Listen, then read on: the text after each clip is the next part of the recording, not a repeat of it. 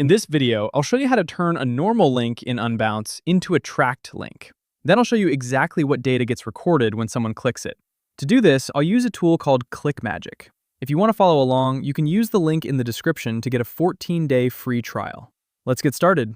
For this walkthrough, I am using my WordPress demo page to control the button. The destination is an Unbounce landing page.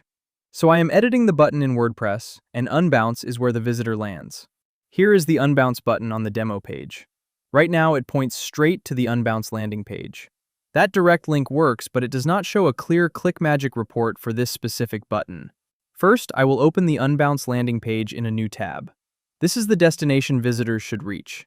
I will copy the direct link from the browser. Now I will open ClickMagick and create a new tracking link. For the link name, I will use Unbounce Landing Page Demo. Then I will paste the Unbounce landing page link into the destination field. This tells ClickMagick where to send visitors after it records the click. Now I will save the tracking link.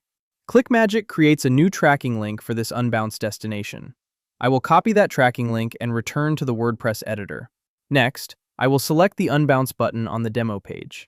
I will replace the old direct Unbounce link with the ClickMagick tracking link. The button text stays the same. The page still looks the same to visitors. Only the link behind the button has changed. Now I will update the WordPress page and open the live version. I will click the Unbounce button once to create a test click. The same Unbounce landing page opens, so the destination is correct. Now I will return to ClickMagick and refresh the Smart Links report.